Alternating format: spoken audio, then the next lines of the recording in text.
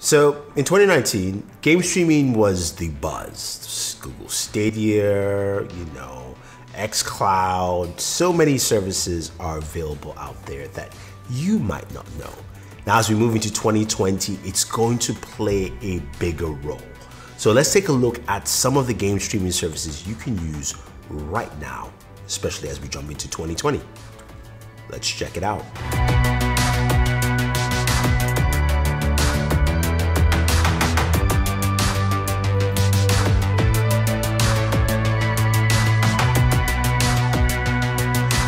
So one of the very first services I would like to talk about is GeForce Now Beta. Again, it says beta, so it's still in beta, but this is from NVIDIA.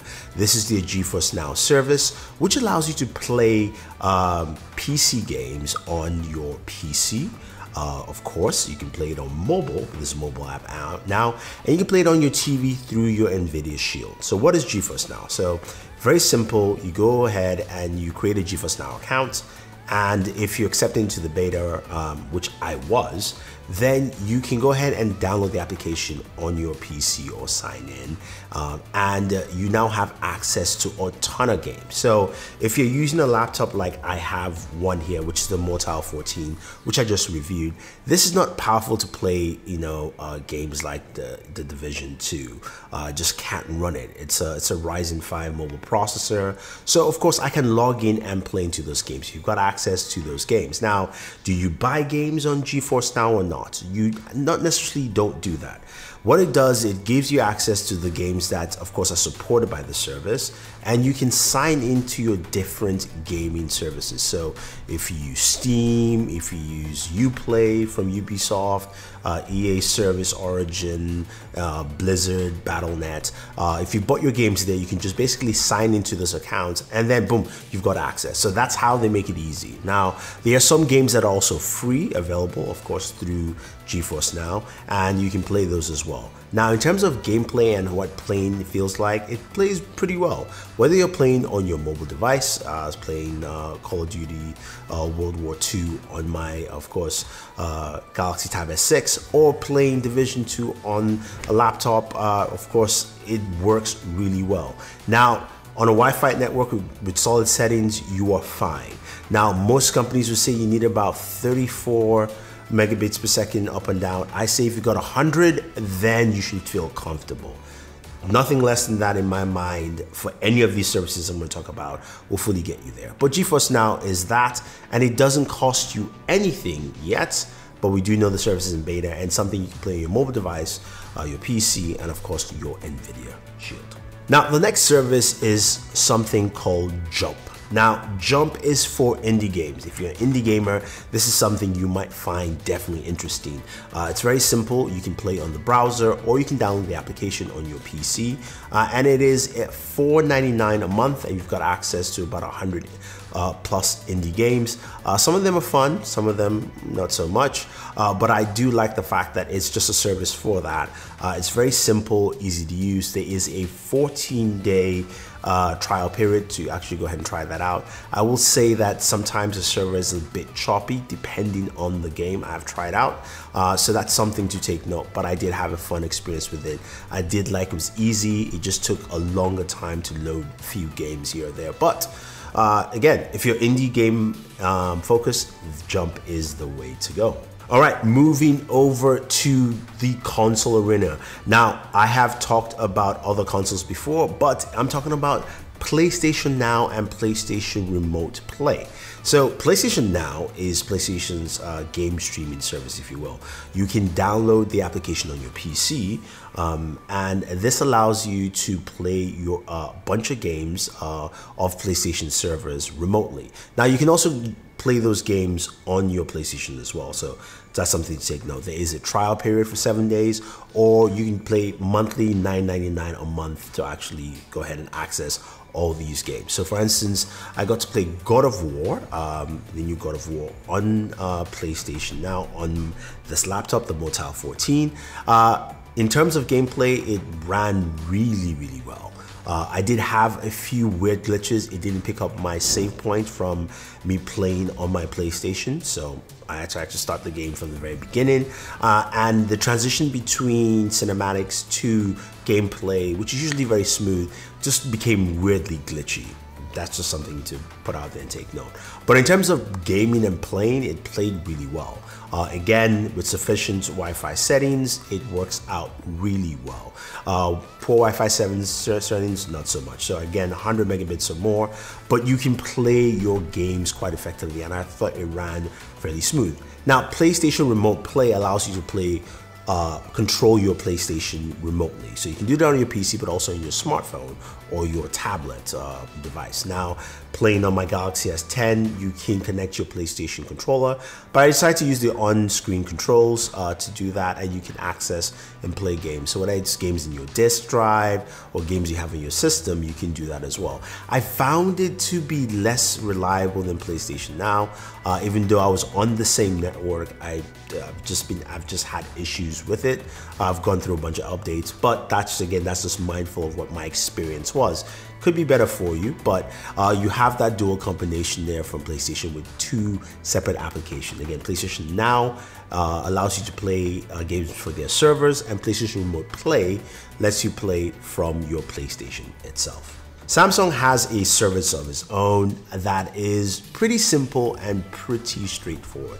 It's called the Play Galaxy Link. Now, what you have to do is download the application on your Galaxy device, whether it's Galaxy Note 10, S10, or Galaxy Note 9, I believe, and then you can go ahead and download the application on your PC.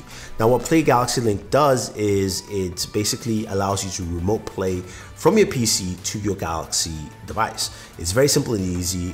What you do is once you install the application on your PC, you can go ahead and now find the games on your PC. So if your games cannot be found, you can add them manually. Again, it's still in beta, by the way, but according to Samsung, it's a free service, and you can remote play on your Galaxy Note 10. Now, I'm using the G-Lab Play controller, which is built specifically for the Galaxy Note 10, and it works pretty well, giving me simple and clear access to this.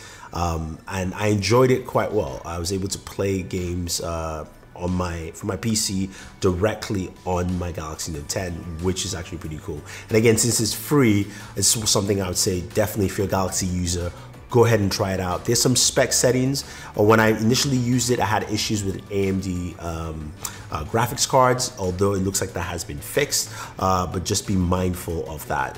There might be issues which they will be fixing with betas. But again, in terms of streaming with a good Wi-Fi connection, it ran really well. Now, my connection here is about 80 to 100 megabits per second, and that's why I have some really good gameplay on here. So Google Stadia is, of course, the big game streaming service that got everyone's attention. Now, Stadia itself launched in November, and right now I have to say that initially my experience was really poor with the service, and it has improved over the last month. So Stadia allows you to jump in and play on 3 different platforms. You can play directly on your PC or any device that supports Chrome. So it's a PC, Chrome, tablet, or a Mac, or even technically I would say you could probably try it on an iPad. I haven't tried it out yet. You can also play on your Pixel device. It must be Pixel 3, 4.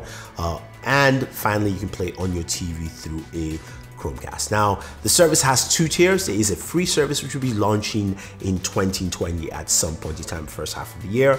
And right now, there is the Pro bundle for $120 now. Currently, that is the only way to play it right now. Now, they promise 4K 60 on the TV, 4K 60 on the TV, which I just haven't experienced at all. But in terms of gameplay, it's much smoother and much more clean experience playing on, of course, Chrome on the laptop, which is the Moto 14, and also playing on my my Pixel 4 XL. I didn't notice that much slowdowns. It was very little, and I'm glad they're improving the service. The one thing about Stadia that I would say is a downside is you do have to buy the games. There is no subscription for games or things like that, and the game pricing is rather high, at least for the kind of games they have on there right now. But there are games, and of course, if you have the Pro bundle, you will get a free game every month. Currently this month, it's the Tomb Raider Definite Edition, so you can claim that. If not, I guess there's a period where you can't claim it anymore. But that is what you get with the Pro Bundle, and you can also give a buddy pass to a friend.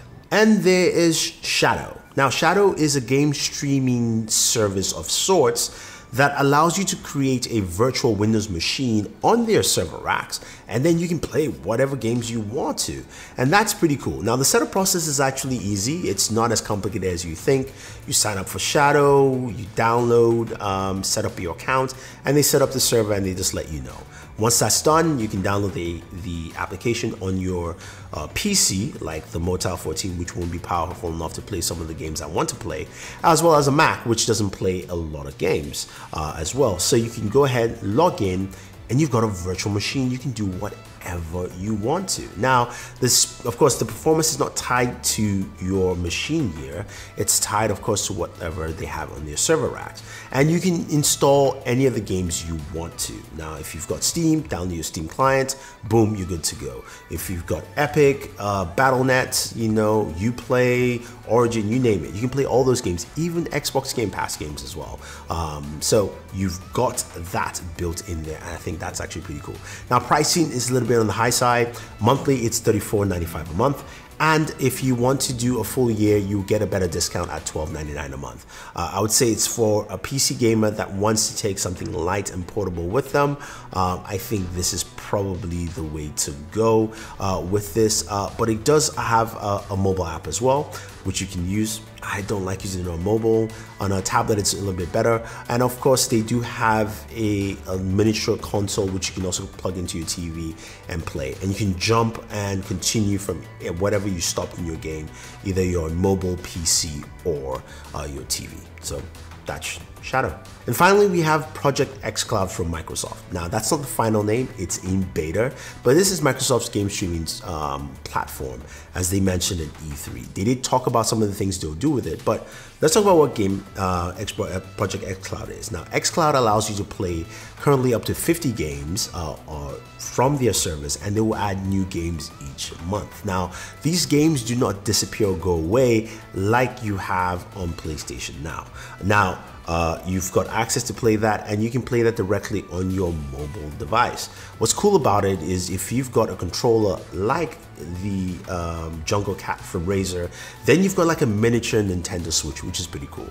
Now, the other benefit is you can just stream directly from your Xbox console at home, and you have access, of course, to Xbox Game Pass. Now, Game Pass gives you over 100 games, and again, those games don't disappear. They just stay there, especially if they're Microsoft games. Those don't disappear at all. Some games will actually move and leave. But in terms of pricing, there is no pricing yet because this is still in beta.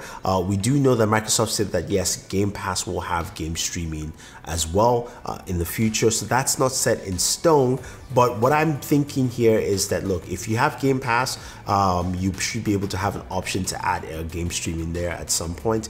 But in terms of pricing right now for Project xCloud, there is none. Now, performance-wise, it was actually pretty good. It's played pretty well. Just like Stadia, it's improved month to month to month. I would say connectivity has been pretty good. The only parts which are slower is when you're starting up a game for the first time.